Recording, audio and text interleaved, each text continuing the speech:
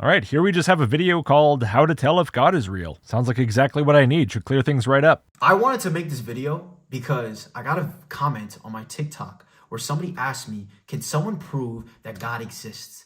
And to be honest with you, I think this is a stupid question. Oh, forget it then, I guess. Doesn't sound like there's going to be a lot here for me, so I'll just show myself out. Not because I don't think that I think that you should be believing in God or anything like that. No, I think it's okay to be curious about this. Oh, then I'll show myself back in. And here I thought I was done, but I'm not. That's upsetting. But I think it's so crazy why we are curious about this. So it's okay, but it's crazy if you do it. A nice moderate position. Because if you really think about it, why are we not walking around asking ourselves, do we exist? Well, obviously people do that. Some people are more interested in thinking about these counterintuitive sort of questions more than other people are, of course. One very famous example of a person who did this is René Descartes. René Descartes, if you want to be fancy about it, or read Descartes if you don't. And his answer to do I exist was, well, I'm thinking about whether I exist. And it's a contradiction for me to be thinking about it and also not be there to do the thinking. Right, like what? How can you prove to me that you exist? Oh, so other people. Well, I guess it depends on what you mean by prove. You've used that word a couple of times now in this video, and normally I'm not all that pedantic about this because obviously in common parlance, the word proof tends to be used very loosely. But I do want to be clear here at the outset because I'm not sure, but I think there might be some confusion about this. Proof applies in systems of thought where if you follow the rules correctly, then your conclusions must be correct within the context of that system, not about external reality. We're talking purely abstract here. This is why people say that proof applies in math and logic. And so in those areas, you could take proof to imply certainty, but that's not the case with establishing whether other people exist. This is not a matter of pure reasoning. This is empirical. Your opinions on this are going to be largely based on your sensory perception and how accurate you consider that to be. Now, if for example your sensory perception gave you completely unpredictable information about the world, with seemingly no consistency and thus no available framework for understanding anything, you would be very unlikely to rely on it for information. And unfortunately, there are some people with issues along those lines. But I don't think that's the case with me. I can, for example, see this beautiful blue sky back here and identify it correctly as blue, and we just met a few seconds ago, but so far it doesn't seem to be the case with you either. I would put money on you being neurologically average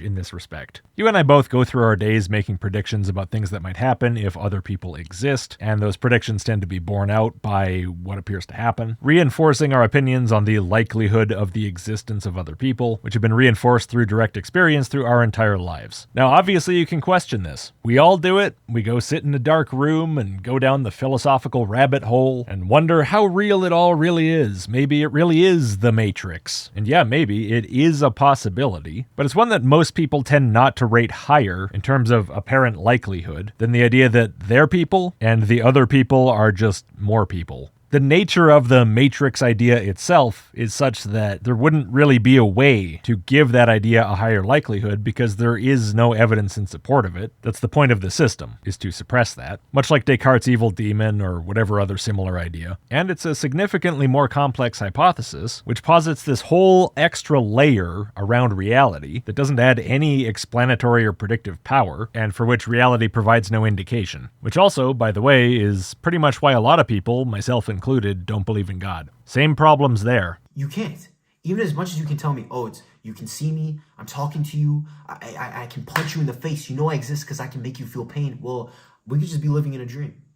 We could be living in a simulation for all we know. Yeah, well, I guess I kind of jumped the gun a bit there because I already addressed that, didn't I? I'm sorry, I don't mean to run ahead of the video, it's not really novel. I'm trying to get a lot of this stuff out of the way so we can get to a different point. So, the same reason why you can't truly prove it to me that you exist, I can't truly prove it to you that God exists. Because I can have all the answers in the world, and if you don't want to believe it, you won't. I didn't think we were going to go straight to the denial accusation. I thought we were going to go down a route of talking about how we justify things, how we prioritize explanations, how we assign likelihood. We're already onto the you just don't want to believe me thing. It doesn't matter.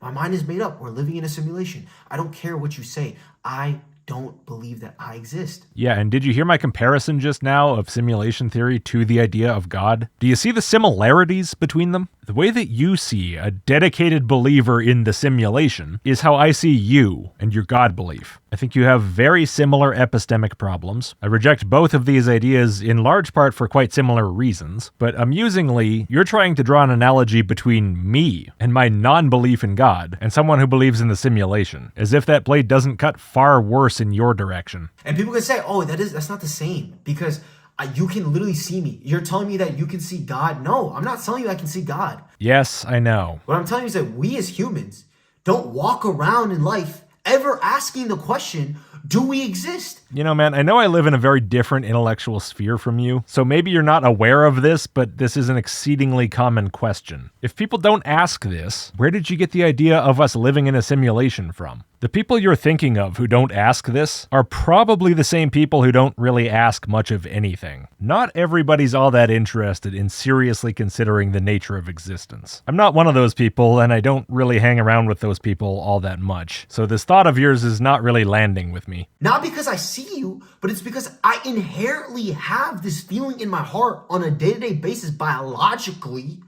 philosophically. The neural points in my brain make me want to believe that I exist. Okay, you've made that point in a very animated and imprecise way. But I understand what you're saying. I think you're right. Humans are animals. Our sense perception exists because of its survival benefit. There would not be much survival benefit to intuitively distrusting it. So I would agree that the default in children, which for a lot of people is carried straight through adulthood, is to take one's sensory experience of the world as completely reflective of the reality of the world. Which is why, for example, my daughter had quite the incredulous reaction when I explained to her how color really works. It's unintuitive to the point of being even sometimes kind of disturbing. But so it goes. Intuitions can be wrong, which can apparently be tough to understand. That's what you're struggling with in this video. Now, I think you're trying to draw some kind of a link between the sensory perception that other people exist and some default feeling that you just biologically, neurologically have that God exists. You seem to think this is as intuitive and natural as the belief that other people exist. But for my part, I have not had that experience with regard to God in any way. Not even once in my entire life. I wasn't taught it, so I didn't have it. Likewise, my daughter doesn't talk about God. It just doesn't come up because she wasn't taught it. So whence the assertion that this is as obvious as the existence of her parents. And I know that's anecdotal, but you say this as if this is everyone's experience of reality. As if this is just going to be something that everyone agrees with you on by default, and it's not my experience. That's not how things worked for me or for anyone in my family, or for most of the friends I've had. This does not seem like some universal human experience. But your argument requires me to treat it as if it is, which is not going to happen just because you think it is. You find it obvious because of your experiences. I find it not to be because of mine. So yes, my experience, like yours, is anecdotal, but it's deeply at odds with what you're saying, and I can't just pretend that's not the case and go along with your view because you act as if it's obvious fact. And you know, I hear all these reports, oh, children are shown to be predisposed to agential thinking. Yeah, maybe. I mean, that's part of identifying the existence of other people in the first place. But in young children, it does lead to anthropomorphizing lots of other things. But I don't think the belief in God as such is quite as obvious as you would like to make it out to be. We don't need global institutions to reinforce people in their faith that other people exist. For that belief to take hold, you don't have to do anything. And it's the same thing with believing that God exists. See, you say that as if it's obvious, and to you, I'm sure it feels like it is. To you, with your history, it seems absolutely wild that someone would express skepticism in the existence of God. And likewise, if you had been raised to believe we live in a simulation, it might seem absolutely wild to question the simulation. But I have no history with believing either of these. Neither one of them obviously reflects reality to me. Neither one of them is nearly as well justified, in my opinion, as the belief in the existence of other humans. I think that the basic way of thinking that can lead to either one of these opinions, as I said, is deeply flawed. And so, as usual, your statements just don't land with me. It's very energetic, it's very animated, it's very engaging, superficially, and very empty. The problem is, we've developed our civilization so far away from God that we no longer need God. Is God back there? Why are you gesturing like that?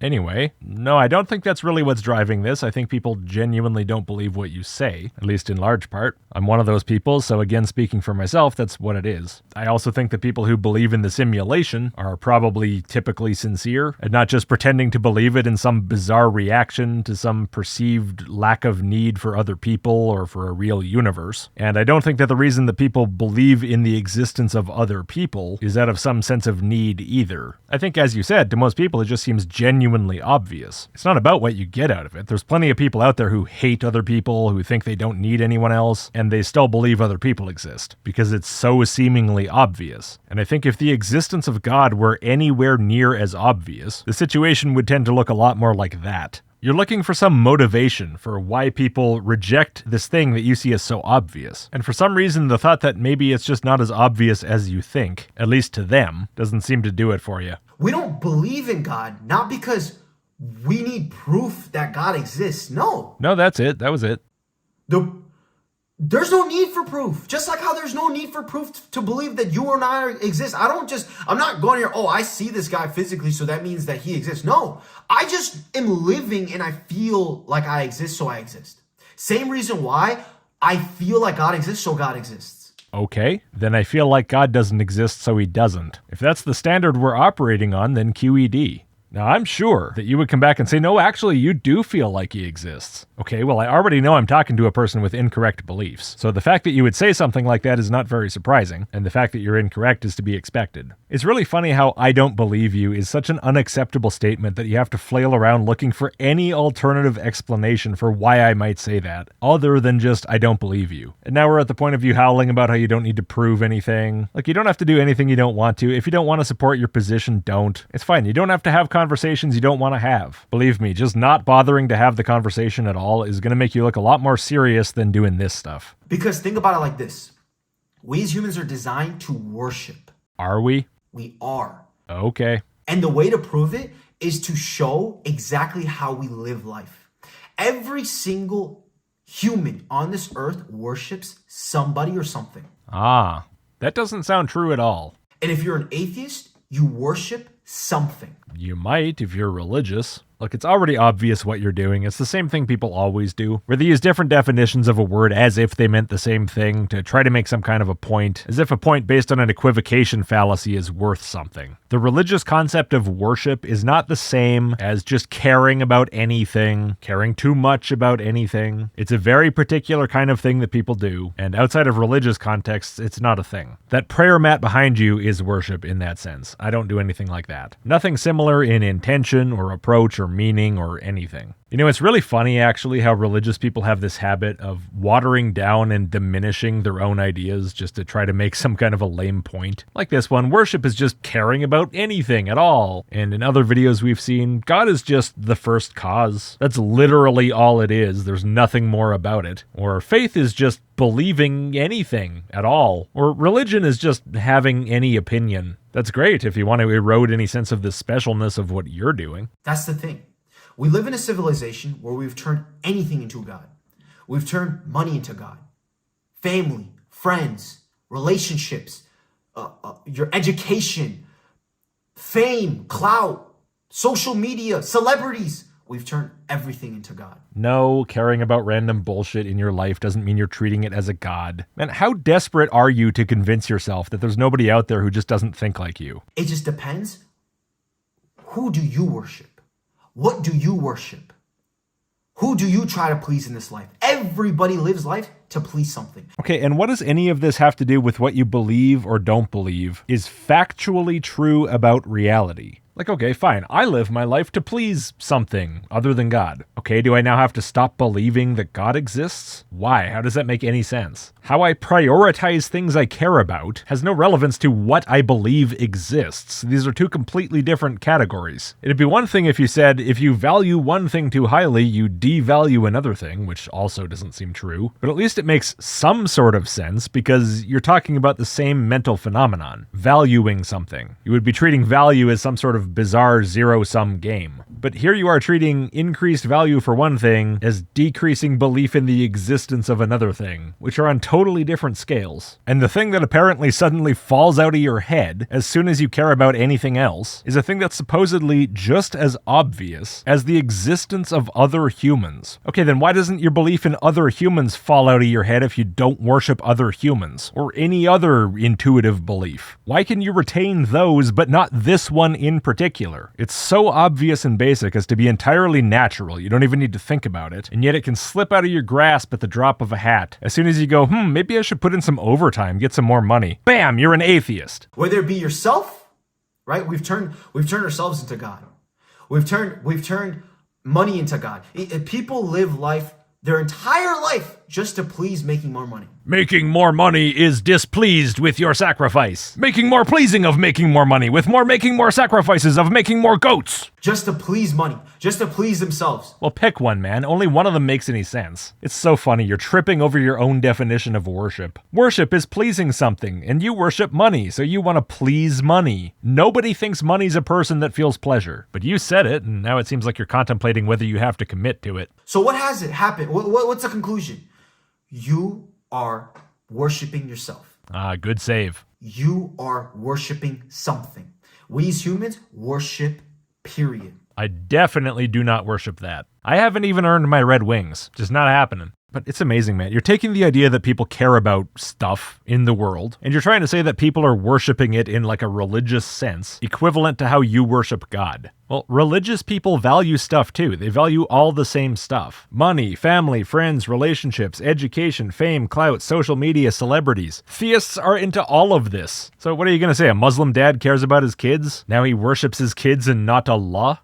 No, because for some reason they're exempt. They get to care about stuff without these ridiculous accusations, because the whole point of even saying any of this is just to try to smear people who don't believe in God and deny their sincerity by reframing their non-belief as a question of disloyalty. The reality, though, is we're all human beings, we care about things in the human world, and you believe a thing that we don't. It's simple, you've probably been told this more than once, but you just can't bring yourself to accept it. Ah well. Fortunately for me, among the things I care about, you don't rank that high at all. God has put us on this earth to worship Him. And He's given us free will as a blessing, as a gift, to make that choice. You know, I gotta be real, man. If the cost of fucking it up is an eternity in hell, it's not a gift, it's a curse. Keep it. Just make everybody worship drones. That'd be much better for everybody. Including him. He'd get a lot more worship that way. Maybe it doesn't feel as good that way, though. Like being told you're awesome by a video game NPC instead of the owned individual that you're threatening with a not fun time. Do I need to be YouTube safe talking about that stuff? I feel like I got a video deleted one time for saying something like that. And some of us have used that free will to go and turn away, to worship other things. I really want to please you making more money. I just want you to feel good. Making more money is making more, feeling more, making more good. Not saying it's our fault, because obviously the devil comes in and instills things in our mind to make us influence us in ways. Really? So it's not our fault that we turn away from God. We have supernatural beings making us do it, but we get the punishment. Cool. But the thing is, at the end, God gave us free will. He gave us free will to make that choice. Well, if our will is being influenced and twisted to such an extreme degree by the devil that you would say it's not even our fault if we don't do the thing God wants us to do, how can you say we have free will to do it? And by the way, where did the devil come from? Well, he came from God, just like everything else. So God made a devil to make sure that you don't have the free will to worship him, if he doesn't want you to. Obviously, if he does want you to, then you will. Then the devil's influence won't work and you'll believe and worship and all that stuff. But you have free will, though, really, I promise. Listen to me paying lip service to the concept. That means it's real. None of this is Islamic doctrine, by the way. You don't seem to understand your own religion. In Islam, humans are not absolved of fault for being tempted by Satan. Satan can't coerce them into doing anything. And if people do what he tempts them to do, it's because they chose to listen to him specifically. If they worship something other than Allah, it's not because Satan made them. It's because they chose to. If this were not the case, then Allah would be tossing people into hell through no fault of their own. Maybe that's what you believe, I don't know. But if so, it's far from typical. You're innovating. So we can either listen to the devil or listen to God. Yeah, depending on what God or God's agent does to you to influence your decisions, you'll either listen to God or listen to the devil. You said it's not your fault. If it's not your fault, it's not your fault. It's literally our life. That is the makeup of our life. We're either listening to the God, We're listening to God or we're listening to the devil. That's literally every single decision we have to make in our life. It's either we listen to God or listen to the devil. Okay, I got it. We've talked enough about this. It's not interesting. We can move on from this now. Right? So God put us on this earth to worship him. Right? What happened is the devil has instilled certain things in our life to go and make decisions that have made us to turn away from God. That have made us to. At first, I would have thought that you'd misspoken the first time you said the devil is basically just making you do stuff. But no, you seem to be reiterating that point. So your mind is basically just a little battleground between God and the devil, and what happens in it reflects on them, not you. So why do you even need to be here? Seems like these two idiots should just be fighting it out amongst themselves and leaving you out of it. Go fight it out on a literal battleground, or if you want to be mental about it, play a game of chess. Whoever wins gets the universe. God wants us to make money. God wants us to build a family. God wants us to have good friends. Okay, great. But I'm sure you're going to come up with a reason why it's a problem even so, if you do all those things without also going to the mosque. I have a sneaking suspicion that your issue with what people do in their lives is much more about not doing that part than it is about them doing any of this stuff. What the problem occurs is when we do it without God.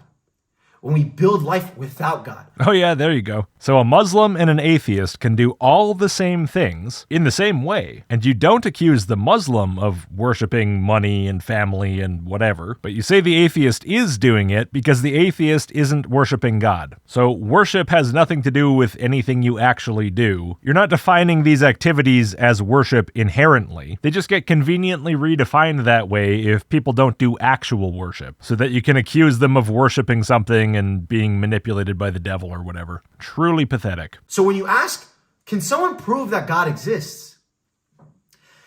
There's no reason to ask that question because it's not going to help you. Because you don't need to believe in God if you live a life that is godless. Well, yes, I do. That's what you just said I have to do. I have to do all the same things. God wants me to do all the things that I do. Normal life stuff. And also believe in and worship him. Living a life that's godless, as you just defined it, is the same as living a life that's godly, except without the belief in God. You didn't say I'm doing all kinds of depraved things. You said I'm just doing normal stuff. The godlessness of my life is not in my actions. It's not in the way I live my life. It consists solely in the lack of belief in and worship of God in my life. But then you're like, nah, starting to believe in God, that won't help you. It's the only fucking difference, man. If not that, then what? You are worshiping something else when you ask this question. Oh, am I trying to please the asking of the questions? Is that my God now? Well, sure, if not worshiping God redefines non-worship activities as worship activities, then sure. So convince me to believe in God, and then I can go worship him. At which point, apparently, literally everything else I ever do will instantly switch from being worship to not being worship. You are worshiping either money. I don't know the options. I'll be honest. I don't know exactly what you're worshiping, but I'll give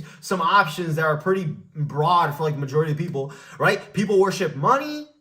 People worship clout. People worship themselves, right? Man, the way you've defined it is if you don't believe in God, then any other activity or concern just becomes worship. Doing the dishes, vacuuming the stairs, brushing your teeth. Man, if I'm off the mark here, if I'm interpreting what you've said in a way that you don't mean, fine, correct me. But it doesn't sound to me like I'm wrong. It seems like you're making the most desperate attempt I've ever seen to try to portray non-believers as just adherents to some other religion because you think it's going to somehow get you off the hook for supporting your own position. It's one of the weirder plays I've seen in quite some time. And so what has happened is that we're living in a society where we don't need God. Like, I'm being honest with you. You mean we don't feel like we do, right? Or do you mean we literally don't? That'd be interesting. We got this thing on our phone, this infinite box that gives us all the information, all the dopamine, all the inspiration, everything we need in our life. Why would we need God, bro?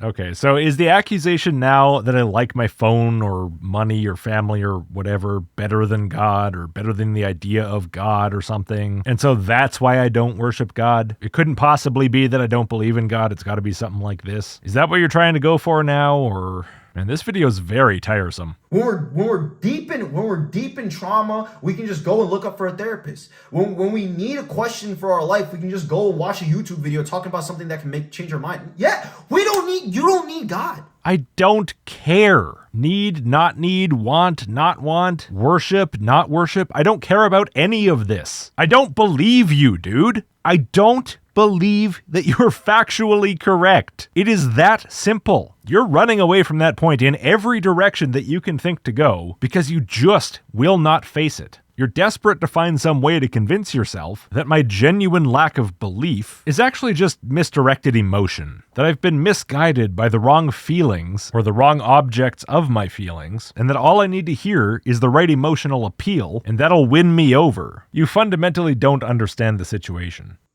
That's what's sad. It's not sad because there's nothing there to be sad about. I'm not distracted from your God by my smartphone. The smartphone did not fill in for some function that I previously would have gone to God to do for me. Talk to my Hangout people. I was a smartphone Luddite for many years. I don't like smartphones. The only reasons I gave in were two-factor authentication got more annoying, I wanted to be able to check my channel, and take pictures. All of which are things that even if God existed and I prayed to him, I don't think he would be helping me with. I haven't turned away from your God and started to worship my phone or whatever because God provides an inferior experience of that functionality. It's frankly ridiculous to even suggest that that's what's going on here. That is what is so sad, because we're like literally living this life where we're thinking that we're not actually worshiping when we actually are. We're worshiping something. You are worshiping something. All right, this is starting to get pretty repetitive. You've repeated this claim numerous times now. Let's try to kind of move this gradually in a new direction. This entire life was designed to worship God. So when we ask the question, can someone prove that God exists?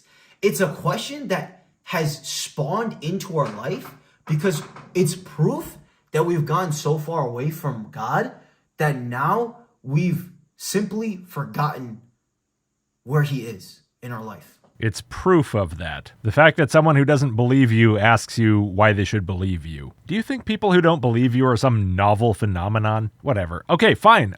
Hey, Farzi. I've forgotten where God is in my life so hard that he doesn't even seem to have ever been there. Can you help me remember where he is in my life by giving me some kind of a reason to think he's there at all or anywhere? I'd really appreciate it. I'm so hooked on my smartphone. I just can't stop watching my 2FA codes reset every 30 seconds. It's really addictive. I think this application might actually be the devil's insidious plan to cut me off from God. There, can we move on to the actual point now of how to tell if God is real? So if I try to prove to you God exists, I'm not going to tell you, listen, oh, if you go look in that corner of the sky right there, you'll see God. And yeah, physically. Yeah, I know. Is that what you think people are asking for when they ask you for evidence? Why do you seem to have no ability to accurately interpret this scenario? Is this the first time you've encountered this? Yeah, duh. Well, that makes sense then. If God was literally, if God was literally in the corner of the sky right there, just posted up, yo, make sure y'all worshiping me type, you know what I'm saying?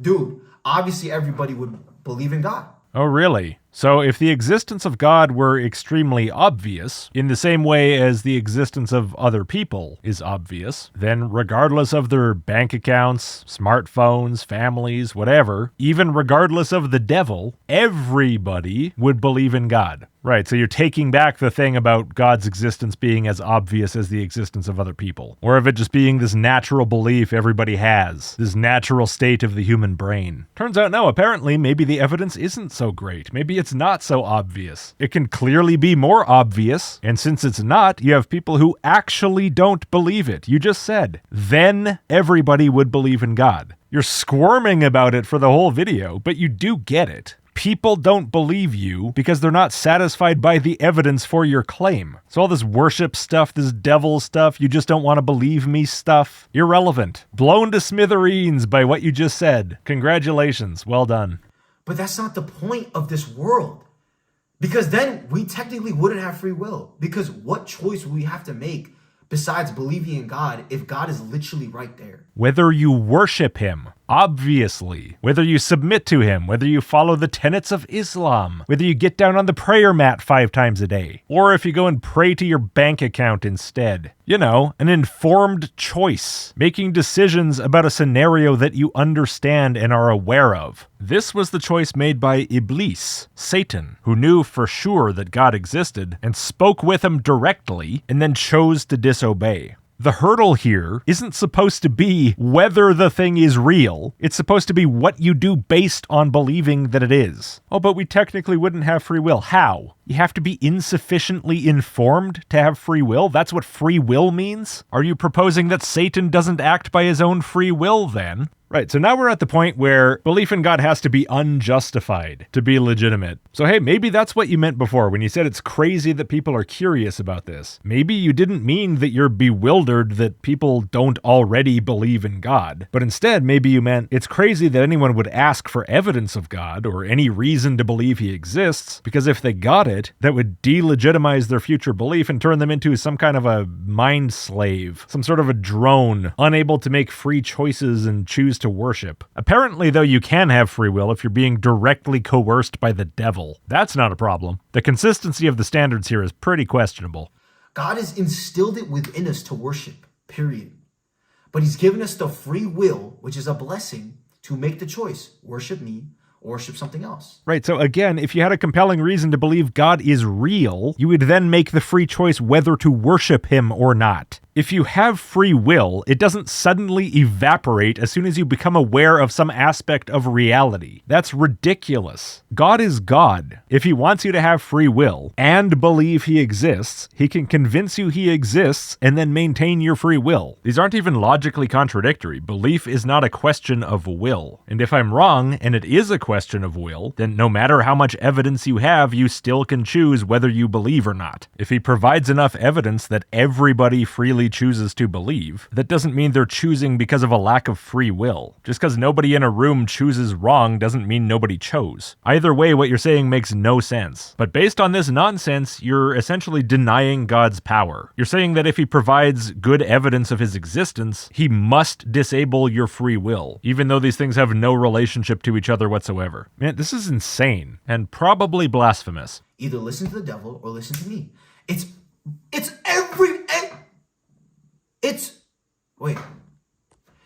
all around you. The proof is all around you, bro. Oh, really? But I thought that would kill my free will, and I wouldn't be able to make the choice to worship anymore. If God's existence is proven to you, you have no free will. You just said that. Just like the proof is all around us to believe that you and I exist. It's the same thing. No, it's not. You just said that people don't believe in God because God's not right there, obvious in a way that other people are obvious, such that everyone would believe he exists. You said that if it was so obvious that everyone would believe it, that would destroy your free will. And thus it can't be that obvious because apparently you have to choose whether you're going to believe. You're contradicting yourself completely. You've forgotten what you were just saying, man. You're ping-ponging back and forth between positions. You can't make up your mind. But we forget who we're worshiping, what we're worshiping. We still have to worship, bro. You and I are worshiping something, bro. Something. You could be an atheist, you could be a Hindu. You are worshiping something. My question to you is, what is it? Well, the thing I care about most in the world right now is being done with this, because this is starting to hurt my head. You are so incompetent at this, it's painful. Are you going to worship yourself? Are you going to worship the... He goes on listing examples for far too long. I get it. I don't need to hear this again. I worship Allah. Huh. Never would have guessed. I worship God. Huh. Never would have guessed that either. And I tried my life to seek truth. Really? Well, you don't seem to try very hard. Or you do and you're just awful at it. Why? Because the same reason why you worship your boss, the same reason why you worship... The same examples again. I don't know how many times are supposed to be enough, but it's been more than enough for me. Get to the point. Are all the same reasons why I worship God. Because I want to find peace. Because you want to find peace. Is that the reason why people care about stuff in their life? I don't know. Sounds a little oversimplified to me. But fine, great. Everybody worships stuff because they want to find peace. Okay. Awesome. Got the point. We're done with that. How can I tell if God is real?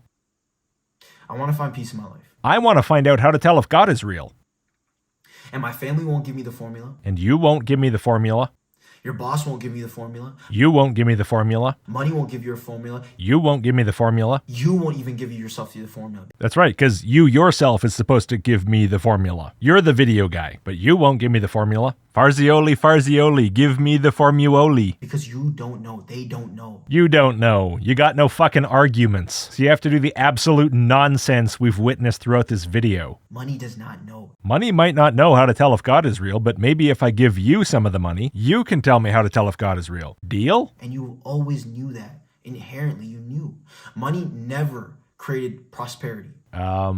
Yes. Yes, it did. I think you're using the word prosperity in a very non-literal sense. Your family will always give you problems. Not saying they're bad. I'm saying they just have problems like everything else. You yourself cause your own problems. Your boss gives you problems. Your wife will give you problems. Your children will give you problems. Everything in this entire universe will give you problems. What is the one thing that will never give you a problem? Like a little fluffy bunny rabbit? God. Ah, true, because he doesn't exist and those other things do. Because he didn't create problems. Allah is the creator of everything, including the devil, hell, and literally every problem. That's the life is a test thing. That's Islamic doctrine. 6411, no calamity befalls except by Allah's will. Do you not know your religion? Have you not read the Quran? Have you not been informed of this? Allah creates everything, including the problems. I think you should take this back and read your fucking book. But so, the whole way through this video you've been telling me that you... Yes, hello. The whole way through this video, you've been telling me that you believe in God for essentially no reason. You have no intellectual justification to believe he actually exists. You just feel like it, you're pissed that your family is annoying sometimes, and your boss is a jerk, and you have too much money or something, and you just want to believe that there's something that won't be annoying, that won't cause issues in your life, and so you just pretend like there is such a thing to soothe yourself? Why are we talking about what creates more or less problems in the context of whether we believe in the existence of something? It's as if you just cannot or will not clue in to what this conversation is about. You constantly just keep dragging it back to feelings, even after admitting that God is not obvious and people don't believe in him. Are you unable to distinguish between these concepts or something? It's not exactly rocket science. Because he didn't create problems. We did. Are you hearing yourself? Allah did not create problems. Allah is not the creator of the problems. This is not Islamic theology. How can you believe something is so important and yet not bother to learn the basics of it? We created the problems. And we left God. You're doing the thing now of talking in little bursts with really long gaps, and I'm looking at my timeline and just wishing you would get on with it. Look at how close that end is. Ugh, I need it, Furby. Stop with the gapping and get me there. And we stopped worshiping him to worship other things. That's why you don't know God's existence. Backwards causation. I don't worship because I don't believe, not the other way around. Do I even want to ask about the placemat?